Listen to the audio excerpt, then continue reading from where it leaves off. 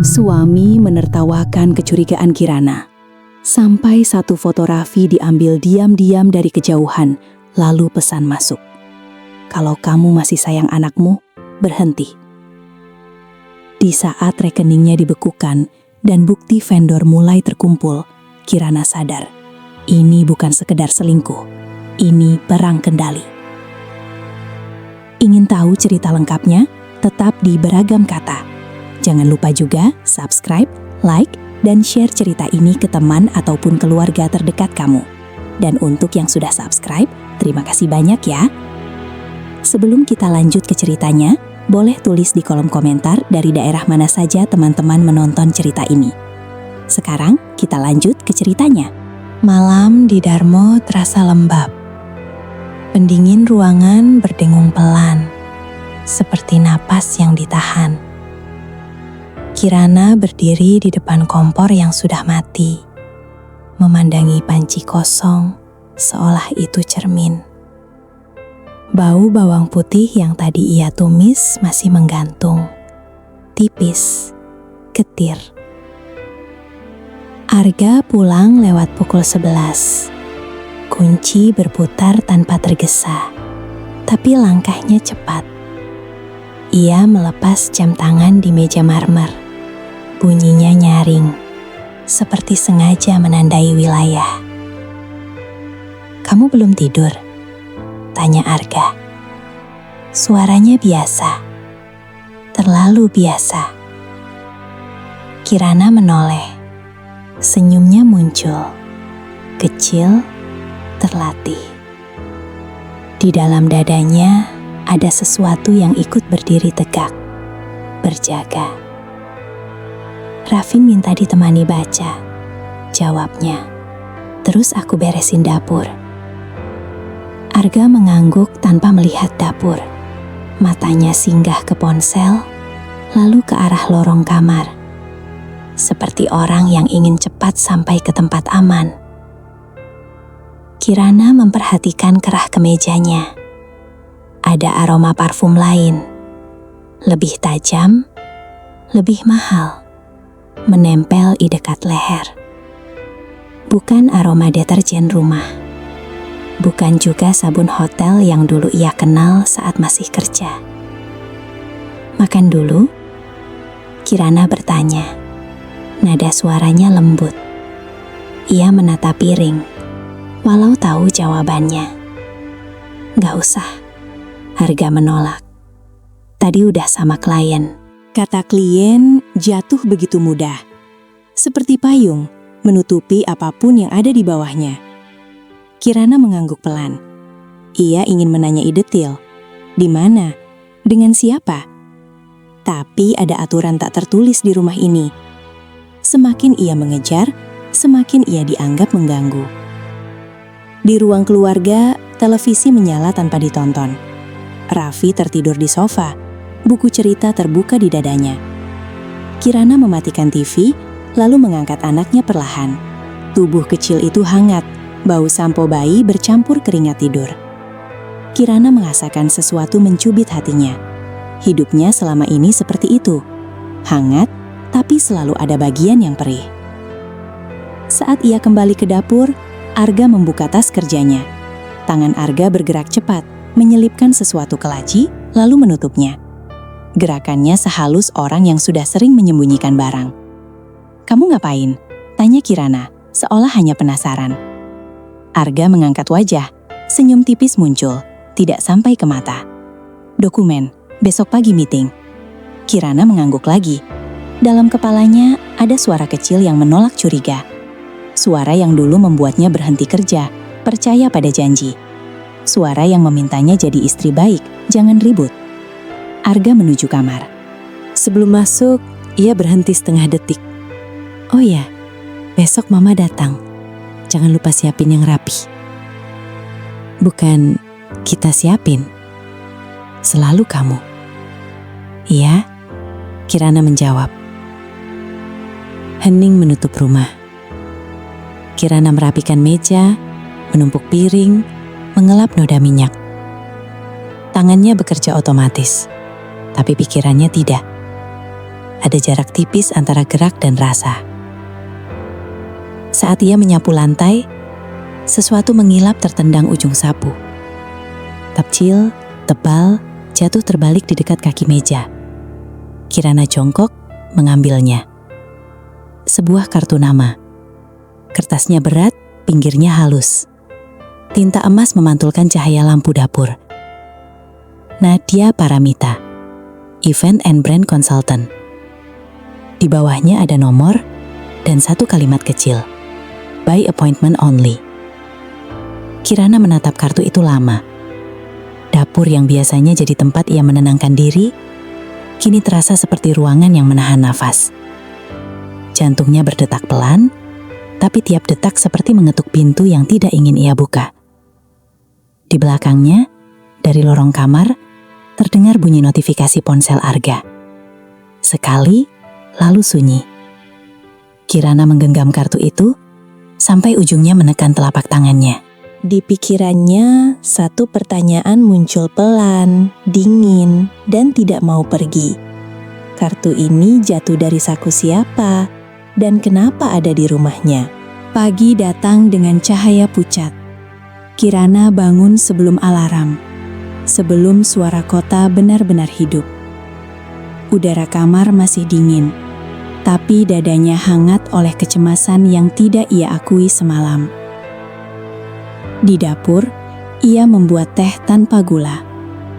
Uapnya naik pelan, membasahi wajahnya. Tangannya gemetar sedikit saat ia membuka laci yang tadi Arga sentuh. Ia tidak berniat mengacak. Ia hanya ingin memastikan dirinya tidak berhalusinasi.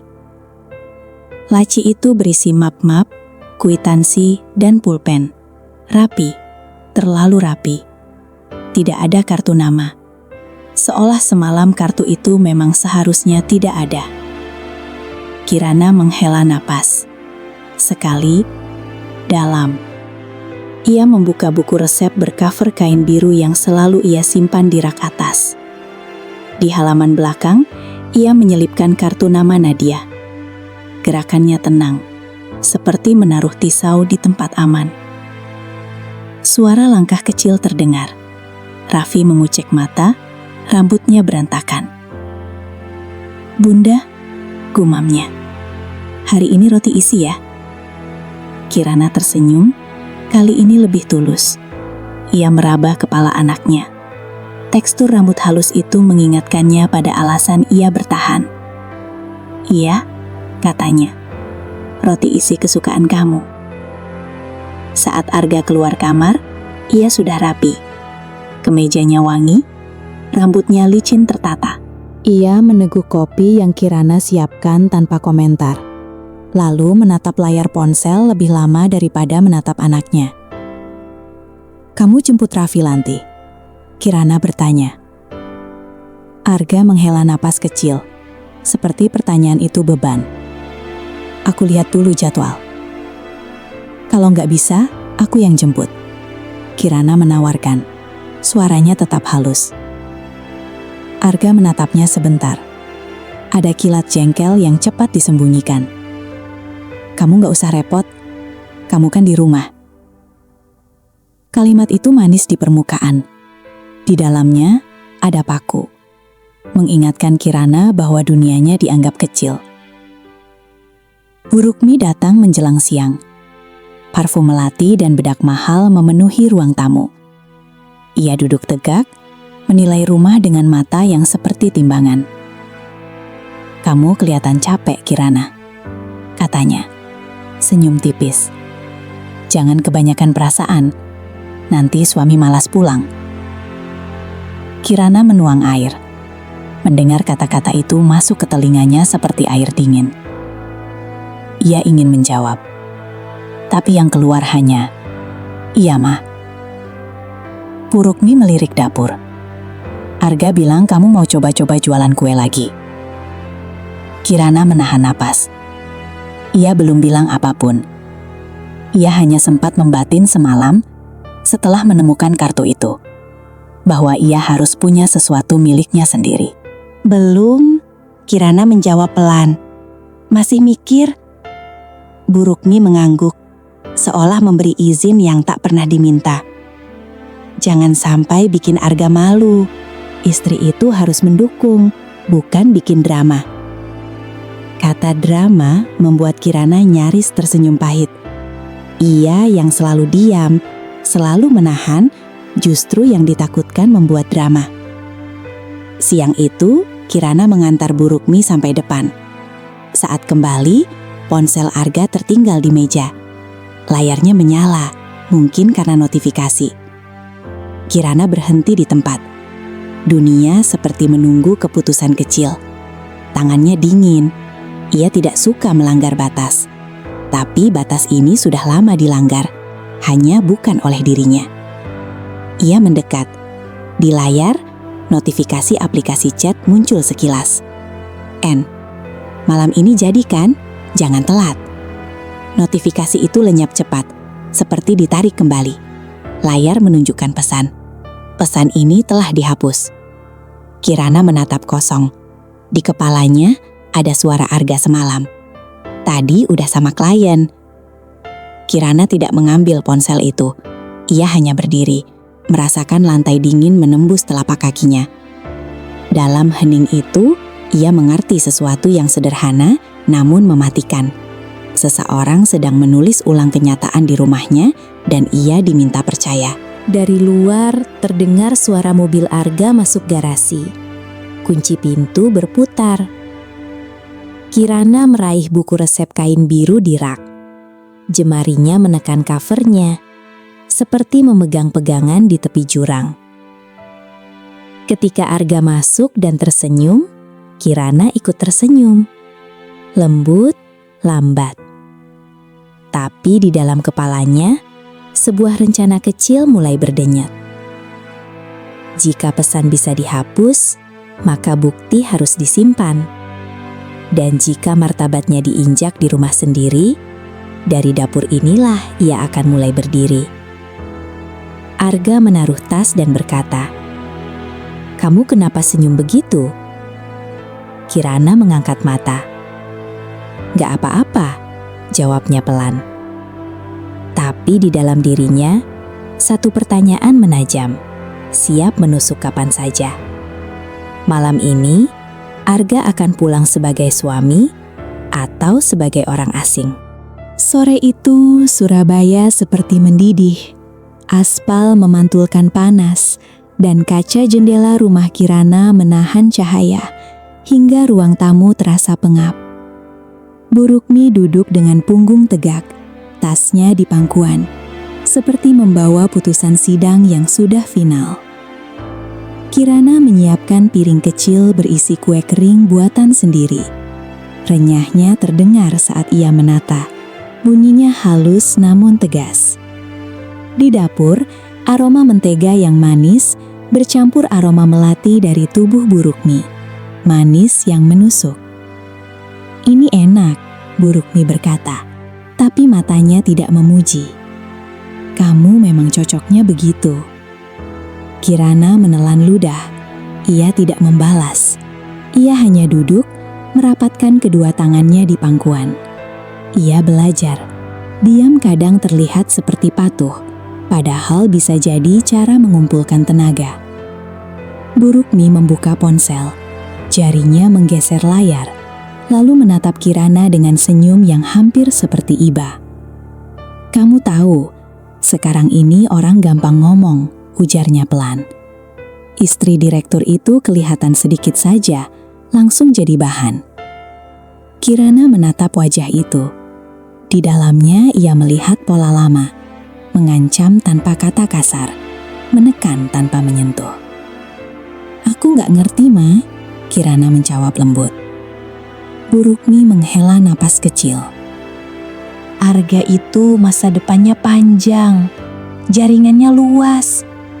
Kamu jangan jadi titik lemah." Kalimat itu seperti pisau yang ditaruh pelan di meja. Tidak menusuk seketika, tapi membuat Kirana sulit bernafas. Kirana mencoba tersenyum. "Aku selalu dukung Arga." "Dukung?" Bu Rukmi mengulang, seperti mengoreksi ejaan. Dukung itu bukan cuma masak, bukan cuma beres rumah. Dukung itu jangan banyak tanya, jangan bikin suasana panas. Kirana merasakan telinganya berdesing. Ia membayangkan kartu nama emas yang terselip di buku resep birunya. Ia membayangkan cat terhapus yang tadi siang sempat muncul. Ada bagian dalam dirinya yang ingin berteriak, tapi ia tahu teriak hanya memberi mereka alasan untuk menyebutnya histeris. Dari atas, terdengar pintu kamar Raffi terbuka. Suara langkah kecil berlari, lalu berhenti di tangga. "Bunda?" Raffi memanggil. Suaranya ragu. Kirana menoleh. "Iya sayang?" Raffi turun pelan. Ia memegang mobil-mobilan, tapi matanya melihat Burukmi lebih dulu. Tubuh kecilnya langsung menegang. Burukmi tersenyum cepat. "Sini sama Oma." Raffi mendekat, tapi tidak sepenuhnya. Ia berdiri di samping Kirana, menempel seperti bayangan. Kirana merasakan tangan anaknya menggenggam ujung bajunya. Jari-jari kecil itu hangat dan membuat Kirana sadar ancaman terbesar bukan pada dirinya, tapi pada dunia yang sedang mereka bentuk untuk Raffi. Burukmi menatap tangan Raffi yang menggenggam Kirana. Tatapannya tipis, menyisir. "Kamu jangan terlalu bikin anak manja," katanya. "Nanti besar jadi lembek." Kirana menahan napas. Ia menatap Burukmi, lalu menunduk ke Raffi. "Raffi bukan lembek," Kirana berkata pelan. Suaranya lembut, tapi ada tulang di dalamnya. "Dia cuma peka." Untuk pertama kalinya, Burukmi tidak langsung tersenyum. Hening jatuh. Di luar, suara motor lewat seperti garis putus di udara panas. Burukmi berdiri. Ia merapikan kerudungnya, lalu mendekat, terlalu dekat. Suaranya turun, seperti bisikan yang sengaja ingin menempel di telinga Kirana. "Kirana," katanya, "kalau kamu masih mau disebut keluarga Pradipta, kamu jaga rumah ini. Jangan bikin Arga malu. Jangan bikin heboh soal hal-hal yang belum tentu." Kirana mengangguk pelan. Ia menatap lantai, membiarkan Burukmi merasa menang. Namun, di dalam kepalanya, satu kalimat tumbuh seperti akar. Kalau mereka menuntut diam sebagai bukti cinta, maka bicara akan jadi bukti harga diri. Malamnya, Arga pulang dengan wajah lega, seolah rumah ini hotel yang selalu siap menerima tamu. Ia mencium kening Raffi cepat, lalu menatap Kirana. "Mama ngomong apa?" tanya Arga. "Cuma biasa," Kirana menjawab, senyumnya kecil. Arga menatapnya curiga. "Kamu gak bikin drama kan?" Kirana mendengar kata itu lagi. Drama. Seolah rasa sakitnya hanya tontonan murahan. Ia menahan diri. Ia berjalan ke dapur, mengambil piring, dan mulai menata makan malam. Ada segmen cepat di kepalanya, seperti daftar. Kartu nama, cat terhapus, ultimatum, anak. Saat Arga masuk dapur untuk mengambil air, Kirana melihat sekilas layar ponselnya menyala. Jempol Arga bergerak cepat, lalu berhenti saat melihat Kirana menatap. Arga tersenyum, manis. "Kenapa?" Kirana membalas senyum itu, lebih lembut, lebih lambat, seolah tidak terjadi apa-apa. Namun malam itu, saat Arga mandi, Kirana membuka tas belanja kecil yang ia sembunyikan di bawah tumpukan kain lap. Di dalamnya ada satu benda sederhana, buku tabungan baru atas namanya sendiri. Nominalnya masih kecil, tapi nyata. Ia menutup tas itu rapat, lalu menyelipkannya di belakang toples tepung, tempat yang tidak akan dicari orang yang menganggap dapur hanya milik perempuan. Di luar kamar mandi, air mengalir deras. Di dalam dada Kirana, sesuatu yang lama terkunci mulai bergerak. Kalau Arga bisa menghapus pesan, Kirana bisa menyimpan jejak. Dan kalau keluarga itu ingin ia diam, ia akan belajar berbicara lewat angka. Pagi di Tunjungan selalu punya suara sendiri. Klakson, langkah cepat, dan dengung AC gedung-gedung tinggi. Kirana duduk di kursi belakang mobil Arga, memandangi pantulan wajahnya di kaca jendela. pucat, tapi rapi. Seperti seseorang yang sedang pergi ke pemakaman, bukan ke kantor keluarga suaminya. Arga menyetir tanpa banyak bicara. Sesekali ia melirik spion, memastikan Kirana ada di sana. Diam, sesuai harapannya. "Kita cuma makan siang sama keluarga," katanya akhirnya. "Jangan sensi." Kirana mengangguk. Iya. Di pangkuannya, tas kecil berisi botol minum Raffi dan kotak camilan. Hal-hal yang selalu ia bawa. Hal-hal yang membuatnya terlihat domestik, aman, mudah diatur. Gedung kantor keluarga Pradipta berdiri dengan kaca gelap. Di lobi, aroma kopi pahit dan parfum mahal bercampur. Kirana berjalan di samping Arga, langkahnya pelan, menahan diri untuk tidak terlihat seperti orang yang salah tempat. Di lantai atas, ruang rapat sudah terisi. Bu Rukmi duduk di ujung meja dan dua kerabat lain yang jarang Kirana temui mengobrol pelan. Di sisi lain, Nadia duduk dengan blazer krem, rambutnya rapi, senyumnya profesional. Kirana merasa ruang itu menyempit. Nadia berdiri lebih dulu. "Mbak Kirana ya?" Suaranya ramah, matanya jernih. Kirana membalas senyum. "Iya, kamu Nadia." Arga cepat-cepat menyela. "Nadia ini konsultan event untuk beberapa klien kantor. Kebetulan lagi bahas kerjaan." "Kebetulan." Kirana menatap Arga. Kata itu seperti gula yang ditabur di kopi pahit. Bu Rukmi mengetuk meja pelan. "Duduk, kita mulai." Arga mengambil kursi di dekat Nadia, bukan di dekat Kirana. Jarak itu kecil tapi terasa seperti deklarasi. Pembahasan dimulai tentang acara ulang tahun perusahaan, tentang relasi media, tentang citra keluarga. Nadia bicara lancar, penuh data dan istilah. Kirana mendengar, tetapi pikirannya menempel pada hal lain. Bagaimana Arga menatap Nadia saat ia bicara, seperti orang yang menemukan rumah kedua. Lalu Bu Rukmi menoleh ke Kirana. "Kirana, kamu gimana di rumah? Arga kerja keras, jangan malah menuntut macam-macam." Kirana merasakan semua mata mengarah padanya. Ini bukan rapat bisnis, ini sidang karakter. "Aku baik-baik saja, Ma," Kirana menjawab lembut. Salah satu kerabat tersenyum kecil. Kadang perempuan itu kalau kebanyakan waktu luang, pikirannya macam-macam. Arga tertawa pendek. Nah itu, tawa itu menghantam Kirana lebih keras daripada kata-kata. Karena datang dari orang yang seharusnya memegang tangannya saat orang lain menuding. Kirana menatap meja. Permukaannya dingin. Ia membayangkan buku tabungan kecil di balik toples tepung. Nominalnya belum seberapa, tapi setidaknya itu miliknya. Tidak bisa ditertawakan di ruangan ini. Nadia menyela, suaranya halus. "Mbak Kirana, aku pernah lihat akun kuliner yang review kue rumahan di Surabaya. Banyak yang laris. Mbak jago baking ya?" Semua orang menoleh lagi. Pertanyaan itu terdengar pujiran, tapi Kirana menangkap ujungnya, seperti melempar topik untuk mengukur reaksi Arga. Arga cepat menutup. Dia dulu kerja pastry, tapi sekarang fokus rumah. Gak usah macem-macem. Nadia mengangguk, senyumnya tidak pudar. "Oh, sayang ya." Kata sayang itu menetes, pelan, seperti madu yang menutup racun. Kirana merasakan panas di tenggorokan. Bu Rukmi mengusap meja dengan ujung jarinya. "Yang penting, Kirana jangan bikin langkah yang bikin orang ngomong. Kita ini keluarga besar." Kirana mengangkat wajah.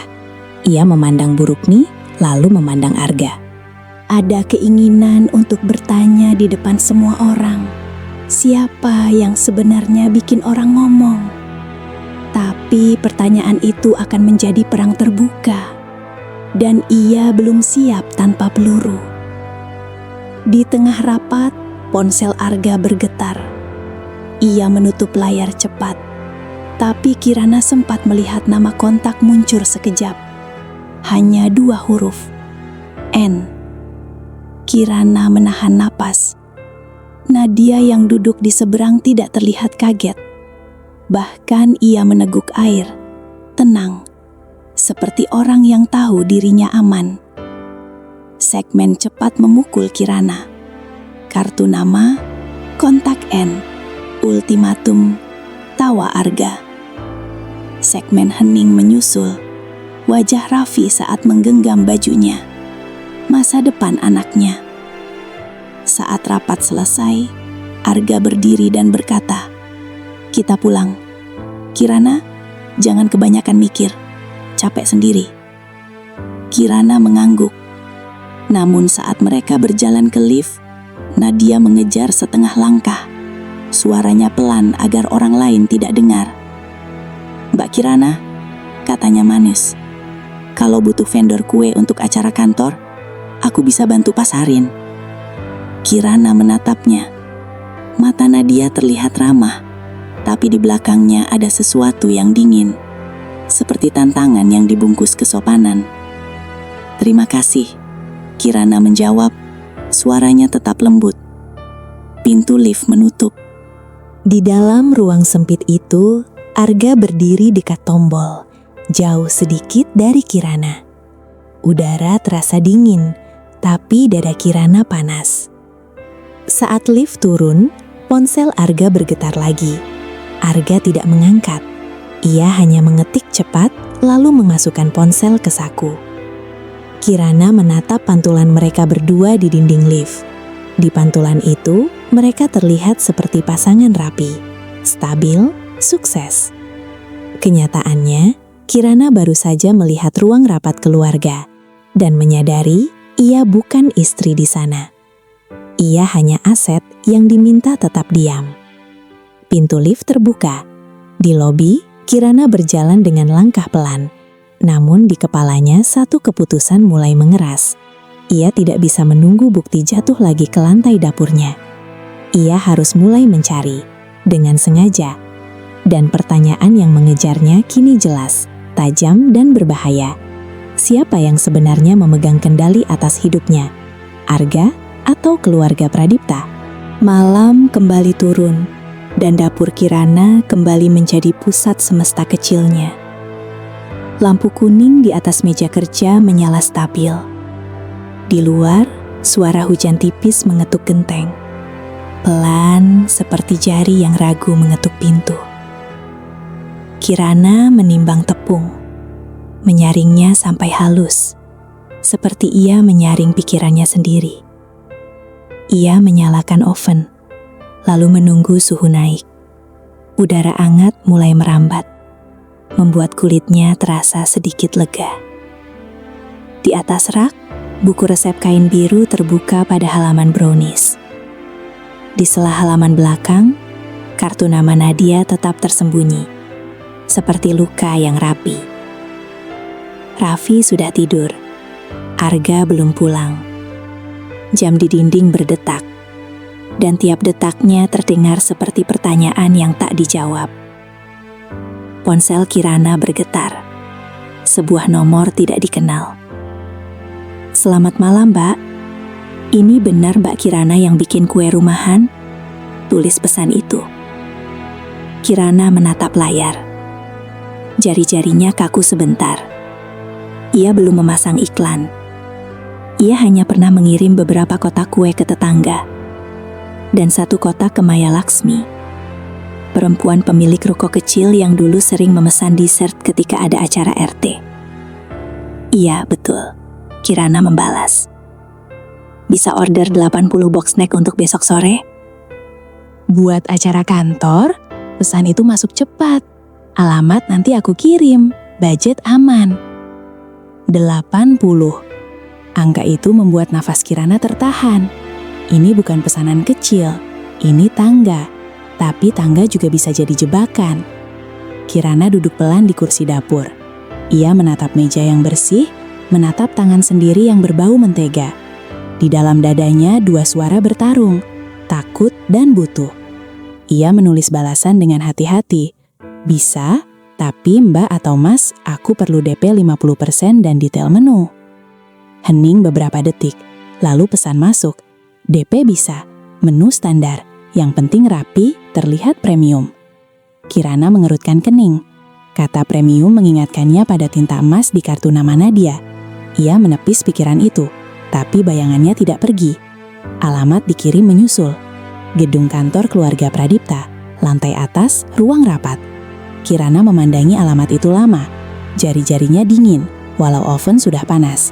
Hujan di luar seperti makin rapat, menutup suara kota, membuat rumah ini terasa seperti pulau.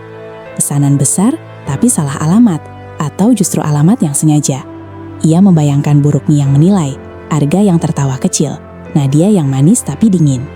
Jika kue itu sedikit saja gagal, mereka akan punya bahan untuk menjatuhkan Kirana dengan cara yang berkelas. Tapi jika berhasil, Kirana akan punya bukti bahwa ia bukan titik lemah. Kirana menghubungi Maya. Ia tidak ingin sendirian. Maya mengangkat cepat. Suaranya serak, seperti baru selesai kerja. "Halo, Nak." "Maya, aku dapat pesanan besar," Kirana berkata pelan. "Tapi alamatnya kantor Arga." Ada jeda. Lalu Maya menghembuskan napas. "Itu bukan kebetulan, tapi bisa jadi peluang." "Aku takut," Kirana mengaku. Kata itu keluar seperti uap. Ringan, tapi menyayat. "Takut itu wajar," Maya menjawab. "Yang gak wajar kalau kamu tetap diam sampai kamu hilang." Kalimat itu mengendap dalam dada Kirana. Ia menutup telepon, lalu berdiri. Ia mengambil buku resep biru. Membukanya, menulis daftar belanja, menulis jumlah, menulis jam kerja. Ia bekerja cepat. Segmen cepat. Adonan diaduk, loyang disiapkan. Label dicetak, plastik mika ditata. Di sela-sela itu, segmen hening datang tiba-tiba. Kirana berhenti, memandangi refleksi dirinya di pintu oven. Wajahnya tampak tenang, tapi matanya seperti orang yang baru belajar tidak meminta izin untuk hidup. Tengah malam, Arga pulang. Hujan sudah reda. Ia masuk, melepas sepatu, lalu berhenti saat melihat dapur menyala. "Kamu ngapain jam segini?" tanya Arga. Kirana menghapus tangan dengan lap, menoleh pelan. "Ada pesanan." Arga mengernyit. "Pesanan apa?" "Snack box," Kirana menjawab, suaranya datar. Sengaja tidak gemetar. "Buat acara kantor, besok sore." Ada sesuatu berubah di wajah Arga. Bukan marah, lebih seperti panik yang disamarkan. "Siapa yang pesan?" Ia bertanya cepat. Kirana menatapnya. "Nomor nggak dikenal, tapi alamatnya jelas." Arga tertawa kecil, namun terdengar kosong. "Ah, paling anak kantor iseng. Kamu jangan gampang percaya." "DP sudah masuk," Kirana berkata belan. Arga terdiam sepersekian detik, lalu senyumnya kembali, lebih manis, terlalu manis. "Kamu nggak usah repot," katanya. "Nanti kalau ada apa-apa, kamu juga yang malu." Kirana merasakan kalimat itu sebagai pola yang ia kenal, membuatnya ragu pada dirinya sendiri, membuatnya mundur sebelum melangkah. Gaslighting yang dibungkus perhatian, manipulasi yang menyamar sebagai perlindungan. Kirana mengangguk pelan, seolah patuh. "Iya, tapi aku sudah terlanjur terima." Arga menatap meja kerja yang penuh kotak kosong. Tatapannya mengeras, lalu melunak lagi dalam satu tarikan napas. "Ya udah," katanya, "terserah kamu." Ia pergi ke kamar, meninggalkan Kirana dengan oven yang menyala dan dada yang berdebar. Kirana menatap layar ponselnya. Nomor pemesan itu kembali mengirim pesan. "Besok jam 15 harus sudah sampai. Jangan telat, ini penting." Kirana memejamkan mata sebentar, lalu membuka lagi, lebih tajam.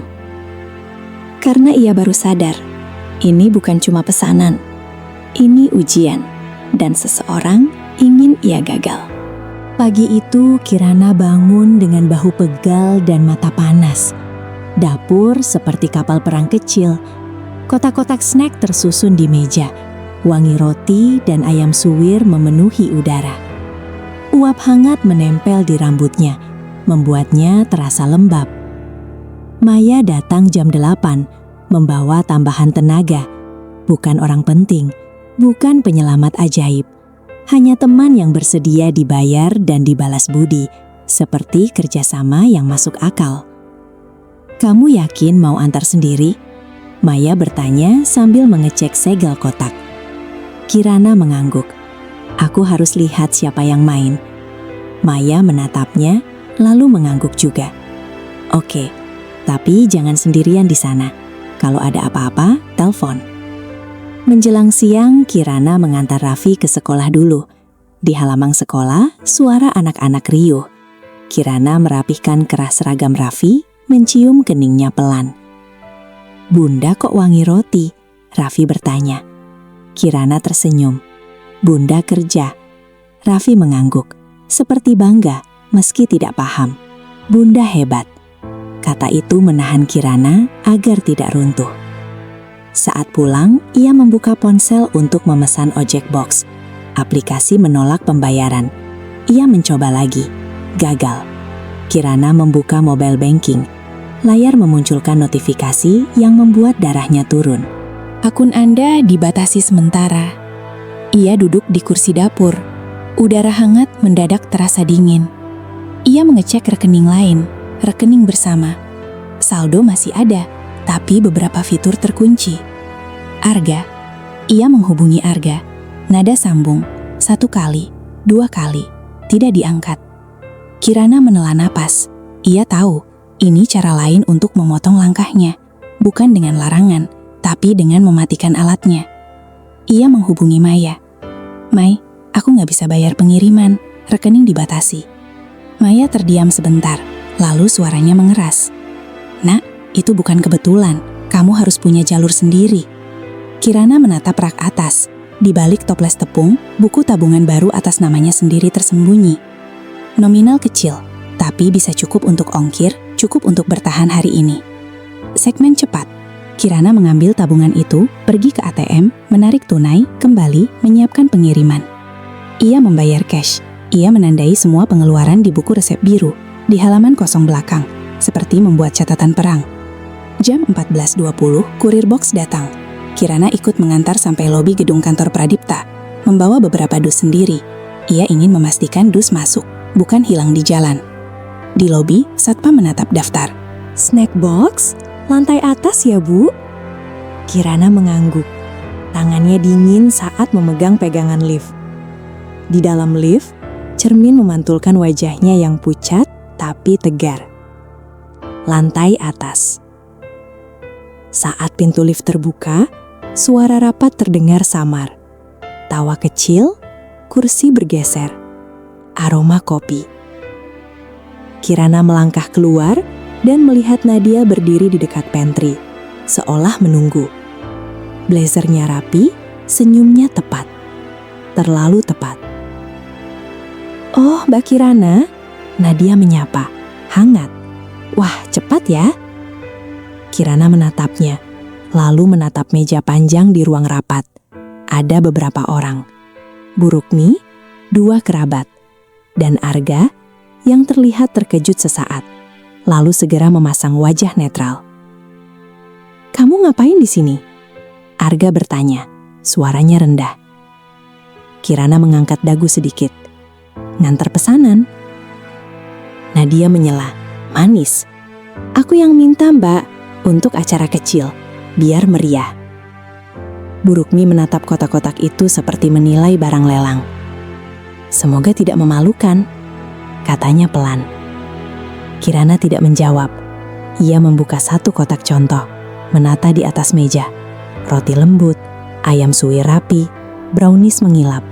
Semuanya bersih, presisi.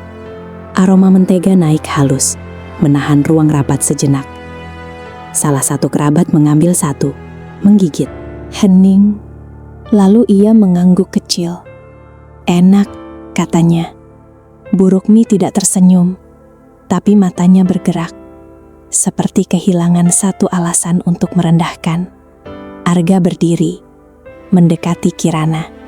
Ia bicara pelan, hanya untuk telinga Kirana.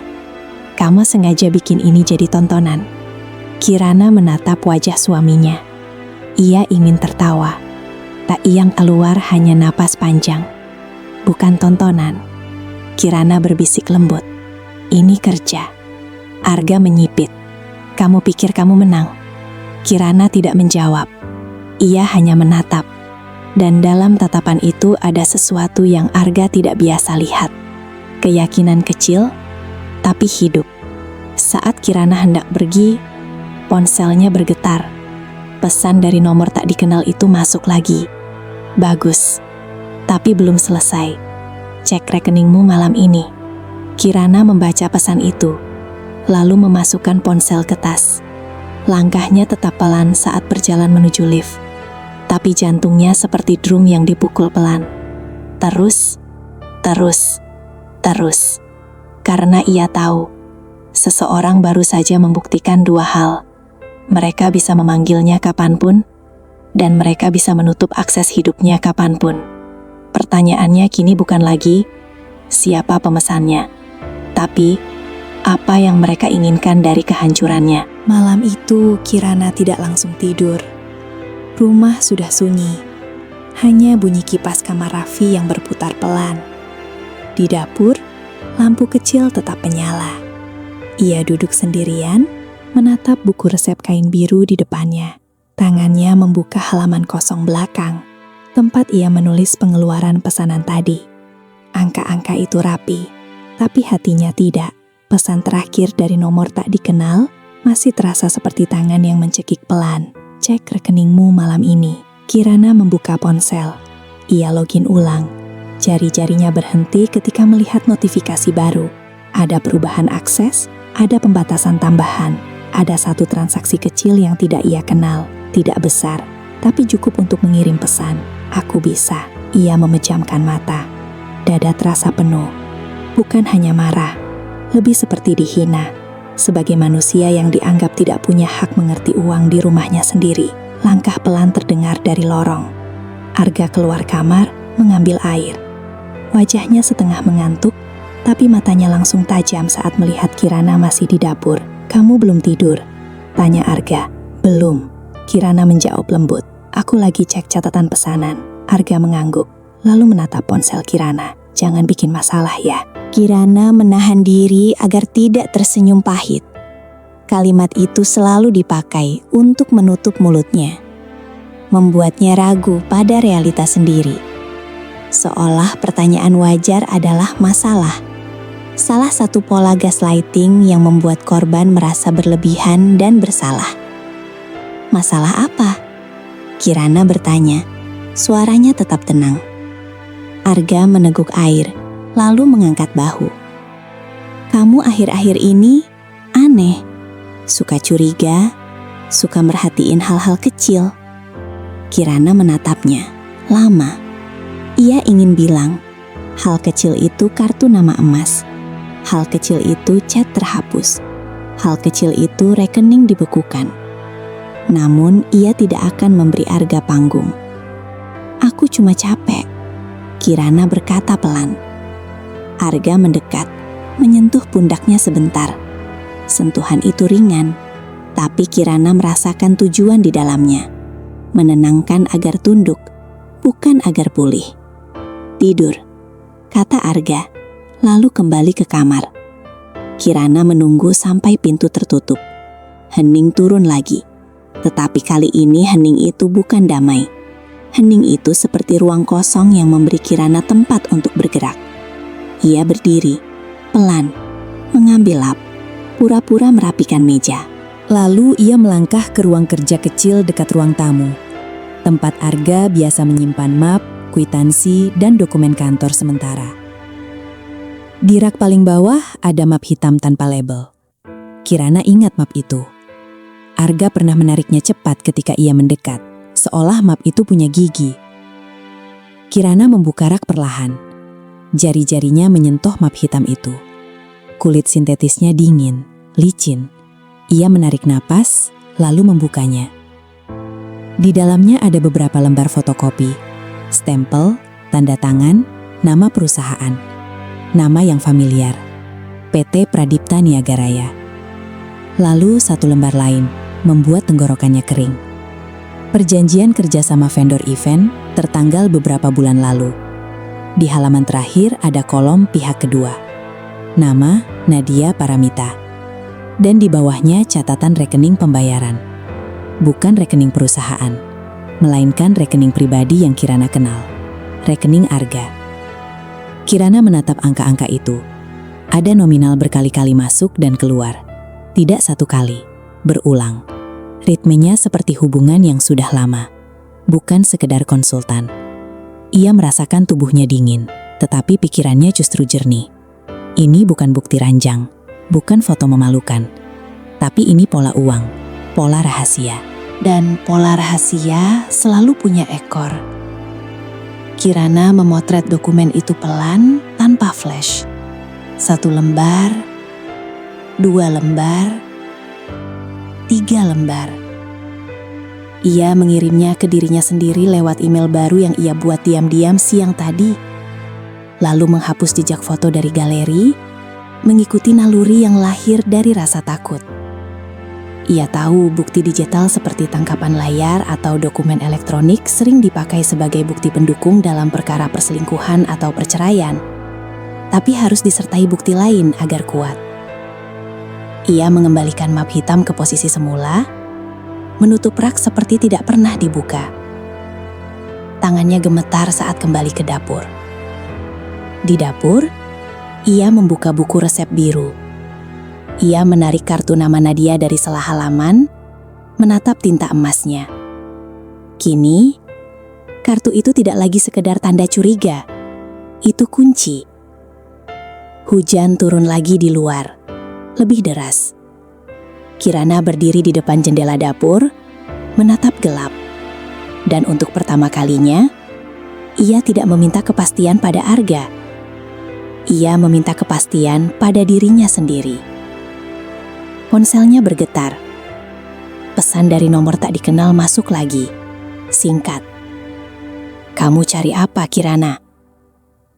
Darahnya seperti berhenti 1 detik. Karena itu berarti seseorang melihatnya. Pagi berikutnya, Kirana mengantar Raffi ke sekolah dengan tangan yang terasa tidak sepenuhnya miliknya. Langit mendung, angin membawa bau tanah basah. Raffi berjalan di sampingnya sambil mengunyah roti isi. Polos, tidak tahu, bundanya sedang menahan badai di dalam kepala. Di gerbang sekolah, seorang ibu-ibu menatap Kirana terlalu lama. Senyum kecilnya kaku, seperti topeng. "Bu Kirana ya?" sapa ibu itu. "Iya," Kirana menjawab, sopan. Ibu itu mendekat, suaranya dibuat pelan tapi cukup tajam untuk menembus. "Saya dengar suaminya sibuk banget ya, sering pulang malam." Kirana menelan napas. Kerjaannya memang banyak.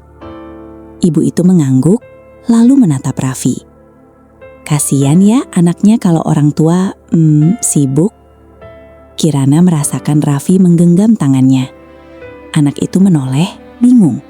Ia tidak mengerti nada orang dewasa yang penuh jarum. Kirana menunduk, tersenyum ke Raffi. "Masuk kelas ya sayang?" Raffi masuk. Tapi beberapa langkah kemudian ia menoleh lagi, seperti ingin memastikan bundanya baik-baik saja. Kirana berdiri beberapa detik setelah Raffi hilang di koridor. Ia baru sadar, ancaman mereka tidak berhenti di rekening. Mereka mulai menyentuh nama anaknya. Penelitian tentang konflik orang tua menunjukkan anak bisa mengalami tekanan psikologis, sulit fokus belajar, dan terganggu kesejahteraannya saat rumah jadi medan perang.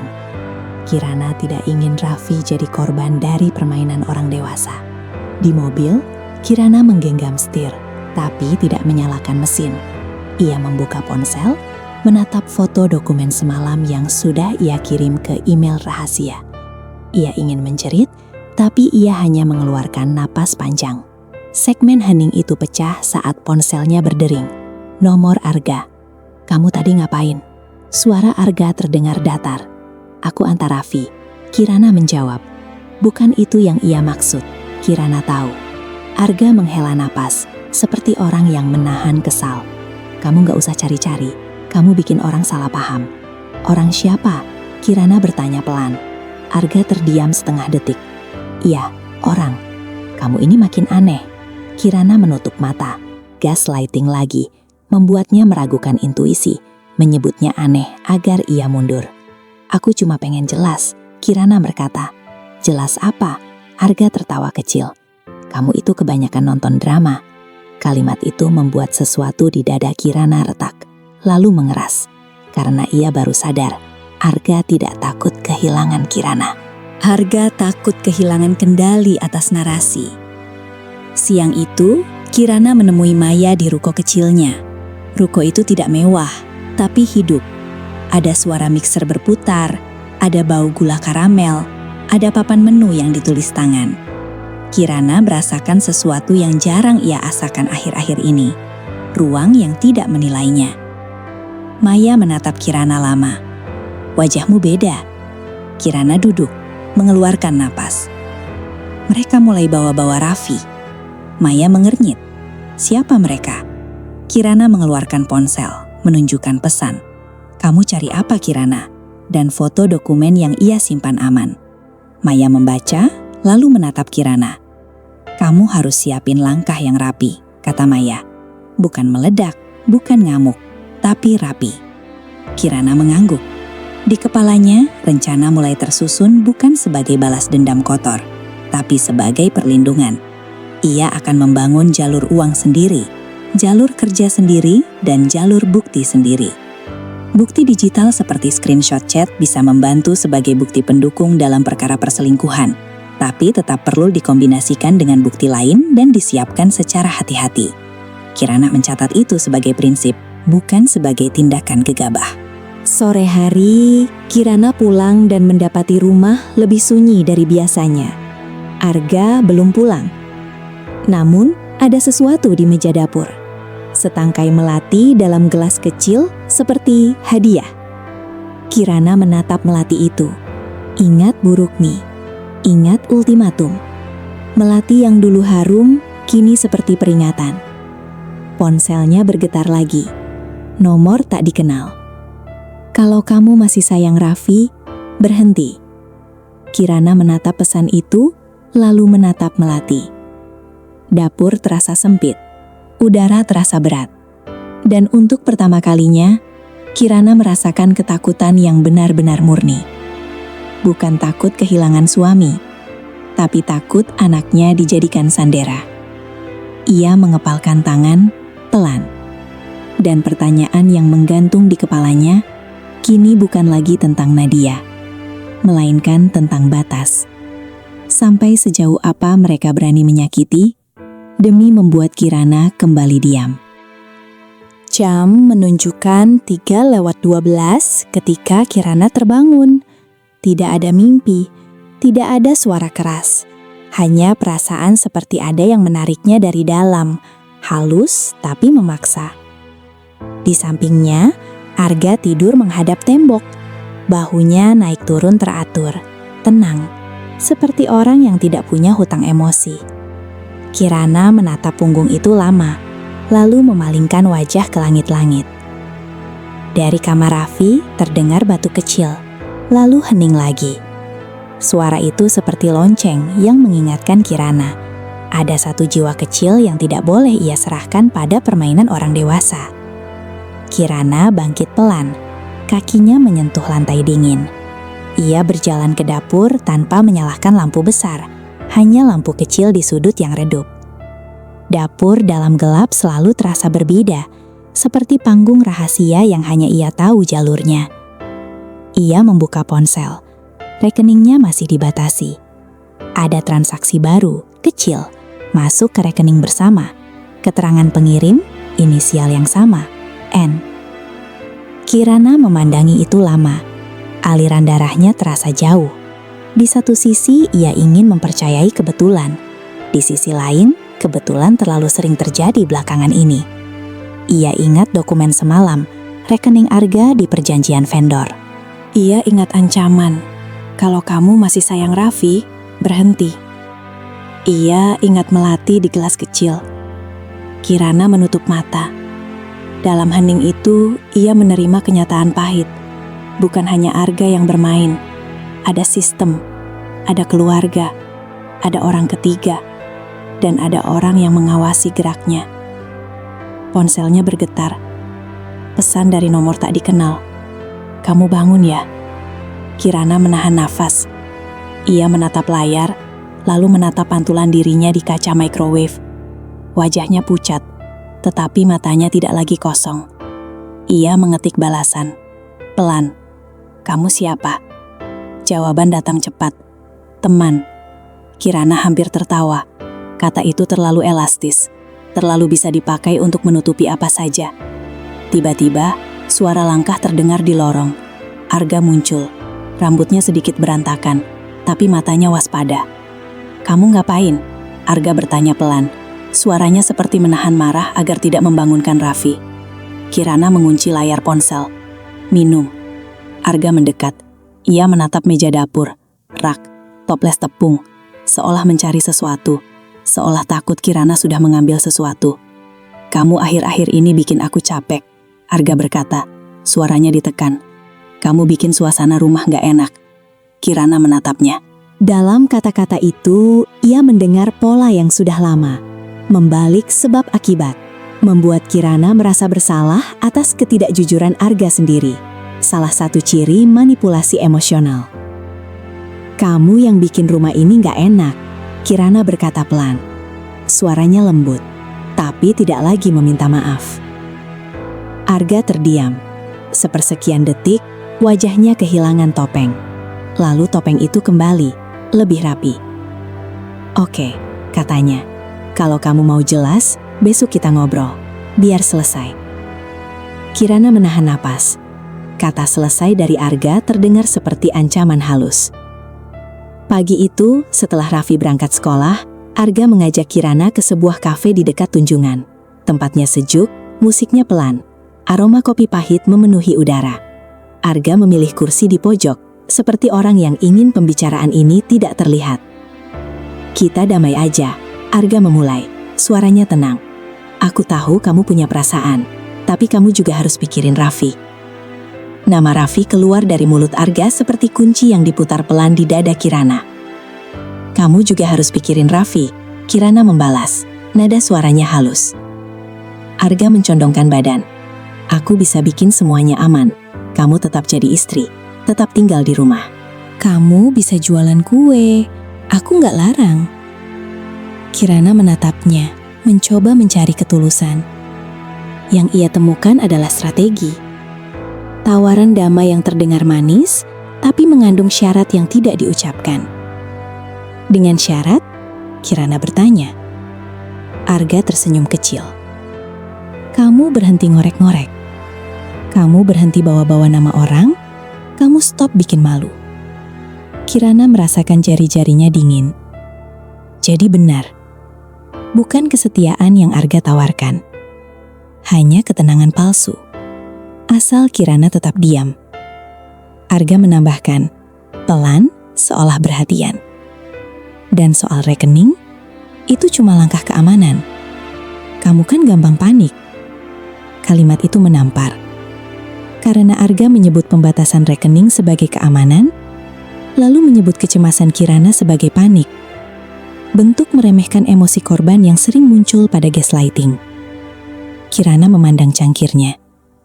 Permukaan kopi bergetar kecil saat ia menarik napas.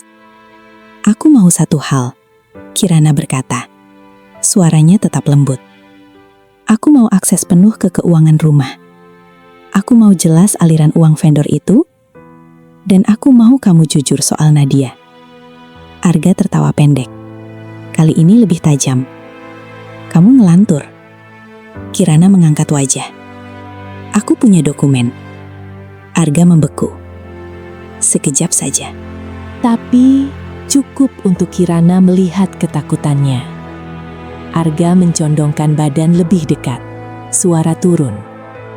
Kamu jangan main api, Kirana. Aku udah kebakar. Kirana membalas pelan. Arga menatapnya lama, lalu menarik napas. Senyumnya kembali, tapi dingin. Oke, katanya. Kalau kamu mau perang, aku kasih kamu realita. Arga mengeluarkan ponsel, membuka sesuatu, lalu memutar layar ke arah Kirana. Sebuah foto Raffi di sekolah, diambil dari jauh. Raffi sedang berdiri di halaman, sendirian, seperti anak kecil yang menunggu. Kirana merasakan darahnya turun sampai ujung kaki. Ini apa? Suaranya nyaris berbisik. Arga menatapnya tanpa berkedip. Jangan bikin aku jadi orang jahat. Aku cuma ngingetin, kalau kamu hancurin nama keluargaku, yang kena dampaknya bukan cuma kamu. Kirana ingin berdiri, ingin menampar meja, ingin berteriak. Tapi ia menahan, karena di kafe itu ada orang, ada mata, ada kamera. Ia menggenggam tali tasnya, sampai kulitnya terasa sakit. Dampak konflik orang tua yang berat bisa membuat anak menjadi cemas, menarik diri, dan terganggu kesejahteraannya. Kirana tahu, itu bukan teori jauh. Itu sedang berdiri di depan matanya, dalam bentuk foto yang diambil diam-diam. Kirana menatap Arga. Suaranya lembut, hampir seperti doa yang pahit. Kamu pakai anak kita untuk menakuti aku. Arga mengangkat bahu, kecil. Aku melindungi. Kirana mengangguk pelan. Matanya basah, tapi tidak jatuh. Karena saat itu, Kirana mengerti. Damai versi Arga adalah penjara. Dan tawaran itu hanya akan membuat ancaman berikutnya lebih berani. Ia berdiri, mengambil ponselnya, dan melangkah pergi tanpa menoleh. Di luar kafe, udara siang terasa panas, matahari menyilaukan, tapi Kirana merasa dingin. Ponselnya bergetar lagi. Pesan masuk, kali ini dari kontak baru yang tidak ia simpan. Hanya 2 huruf di layar, N. Kalau kamu pintar, kamu mundur. Kita bisa atur semuanya. Kirana menatap pesan itu, dan untuk pertama kalinya, ia tidak hanya takut. Ia marah. Dan di antara marah itu, muncul satu keputusan yang sangat sunyi. Ia tidak akan melawan dengan teriakan. Ia akan melawan dengan bukti, dengan legalitas, dan dengan bisnis yang tidak bisa mereka matikan hanya dengan 1 klik. Pertanyaannya tinggal 1. Bukti apa lagi yang harus ia kumpulkan sebelum mereka menyentuh Raffi lebih jauh? Pagi di rumah itu terasa seperti kaca tipis. Tenang di permukaan, tapi sekali disentuh bisa pecah dan melukai. Kirana menyiapkan sarapan Raffi dengan gerakan lambat. Tangannya membuat bekal seperti biasa, tetapi pikirannya seperti menahan nafas. Raffi duduk di meja, menggoyang-goyangkan kaki kecilnya. Bunda, kenapa akhir-akhir ini Bunda sering diam? Kirana berhenti sejenak. Ia menatap wajah anaknya. Mata itu jernih, penuh percaya.